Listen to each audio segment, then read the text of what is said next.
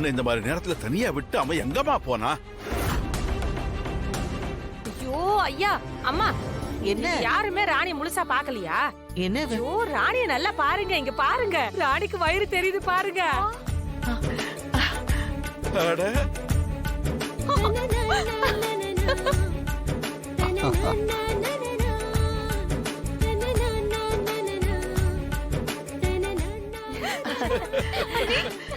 அம்மா ராணி,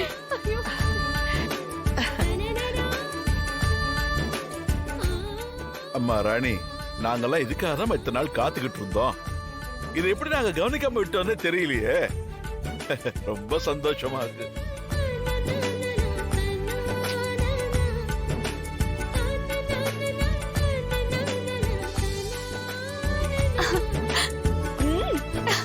ராணி, இப்படி ஒரு விஷயத்தை எங்க கிட்ட சொல்றதுக்காக அப்படி பாதி ராத்திரில ஓடி வந்தியா? தள்ளுங்க தள்ளுங்க தள்ளுங்க. அண்ணி, பாப்பா, நான் அத்தை தர்ஷினி, உன்னை கண்ணுக்கு கண்ணா பாத்துக்க போற அத்தை. அண்ணி, அப்பா ரொம்ப சந்தோஷமா இருக்குப்பா. என்னையும் தாத்தான்னு கூப்பிட குட்டி பாப்பா பிறக்க போறா.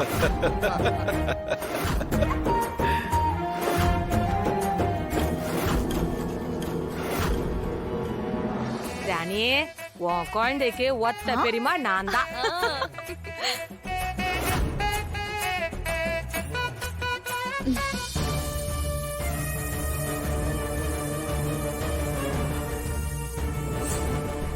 இன்னையில இருந்து சரியா 9 நாட்கள் வரைக்கும் இந்த 2 பேருக்கும் சாந்தி முகூர்த்த சடங்கு கண்டிப்பா நடக்க கூடாது.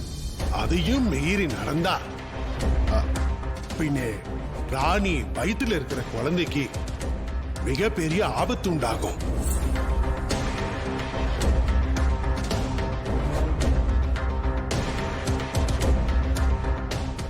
அஞ்சல, அஞ்சல, என்ன அஞ்சல, நீ மட்டும் எதுவும் சொல்லாம அமைதியா இருக்க?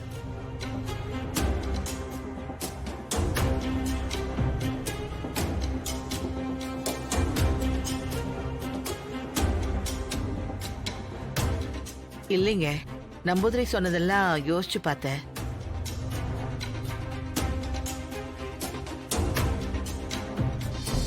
ராணி, நம்பூதிரி 9 நாள் சடங்கு முடிஞ்சு உங்களுக்கான சடங்கு சம்பிரதாயம் எல்லாம் முடிஞ்சாதானே கர்ப்பகால வயிறு தெரியும்னு சொன்னாரு. ஆனா இப்ப எப்படிமா? பொம்மி அக்கா சொன்ன மாதிரி தான் சொல்லி சமாளிக்கணும், வேற வழியே இல்ல.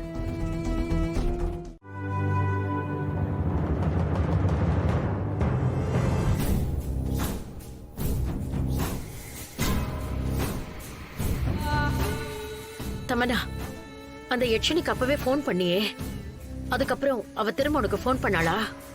அத்தை, நான் அப்போ போன் பண்ணும்போது ஸ்விட்ச் ஆஃப் தானே வந்துச்சு, அப்புறம் எப்படி அவ கால் பண்ணுவா? அக்கா, இப்ப எதுக்காக திடீர்னு யட்சினியை பத்தி கேக்குறீங்க? எல்லாம் ஒரு காரணமா தான் தம்பி. தமன்னா, மறுபடியும் அவளுக்கு போன் பண்ண. என்னக்கா இந்த நேரத்திலயா? ஆமா, அவ என்ன சாதாரண மனுஷியா? இந்த நேரத்துல தூங்குவா, டிஸ்டர்ப் பண்ண வேண்டாம்லாம் நினைக்கிறதுக்கு. நீ போனை போடு தமன்னா. ஓகே.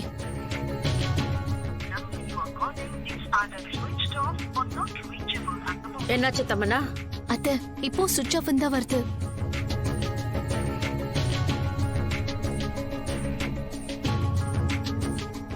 தமன்னா, எனக்கு என்னமோ சந்தேகமா இருக்கு. யட்சினி நம்ம கிட்ட சொன்னதை பார்த்தா இந்நேரம் அந்த பெட்டிக்குள்ள அடப்பட்டிருந்த அவ புருஷனை அவ வெளியில கொண்டு வந்திருக்கணும். பெட்டிக்குள்ள இருந்து அவன் வெளியில வந்திருந்தா கண்டிப்பா தன்னை இந்த நிலைமைக்கு ஆளாக்குன அந்த பொம்மைய அவன் விடவே மாட்டான். அவன் பொம்மையோட கதையை இந்நேரத்துக்கு முடிச்சிருந்தா அந்த சந்தோஷமான விஷயத்த யட்சினி கண்டிப்பா நமக்கு போன் பண்ணி சொல்லியிருப்பா. ஆமா அத்தை, ஆனா இங்க எல்லாமே எப்படி தலைகீழா நடக்குதே. நம்ம போய் பார்த்துட்டு வந்ததுக்கு அப்புறத்துல இருந்து யட்சினியோட நம்பர் சுவிட்ச் ஆஃப்னே வருது. சம்திங் ராங் அத்தை. அக்கா, அந்த ராணிக்கும் சித்தார்த்துக்கும் 9 நாள் கழிச்சுதான் சடங்கு சம்பிரதாயம்லாம். அதுக்கப்புறம் தான் அவளுக்கு கர்ப்பகால வயிறு வரும்னு நம்பூதிரி உருவத்துல வந்து யட்சினி சொன்னால.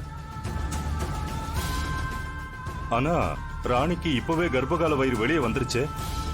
அப்படின்னா அந்த யட்சினி நம்ம கிட்ட சொன்ன பிளான் எதுவுமே நடக்கலையா? அத்த, சித்தப்பா சொல்றது கரெக்ட் தான். ஒண்ணு அந்த யட்சினி நம்மள ஏமாத்திருக்கணும், இல்லனா அந்த பொம்மை கிட்ட அவங்க தோத்து போயிருக்கணும். அதனாலதான் இப்ப போன் சுவிட்ச் ஆஃப் பண்ணி வச்சிருக்காங்கன்னு நினைக்கிறேன். எனக்கும் அந்த சந்தேகம் தான் தமன்னா. இந்த மாதிரி இங்க உட்கார்ந்து பேசிட்டு இருந்தோம்னா வேலைக்கு ஆகாது. கிளம்புங்க, அந்த யட்சினிய போய் நேர்ல சந்திச்சு ரெண்டுல ஒண்ணு கேட்டுட்டு வந்துடலாம். அக்கா, யட்சினியை போய் பார்க்கிறது முக்கியம்தான். ஆனா அதுக்காக இந்த நேரத்திலயா? என்ன சித்தப்பா, பயமா இருக்கா? பயமா? இந்த ரகுவரனுக்கா? வாய் மட்டும் தான் கெத்தா சொல்லுது, உங்க பயம் மூஞ்சிலேயே அப்பட்டமா தெரியுது. போங்க, போய் வண்டி எடுங்க. போங்கள. என்ன தம்பி, பொம்பளைங்க நாங்களே வரோம், உங்களுக்கு என்ன? போங்க, போய் வண்டி எடுங்க. ஐயோ, உள்ளுக்குள்ள ரொம்ப பயமா இருக்கு. போங்க நான் சித்தப்பா. போறேன்.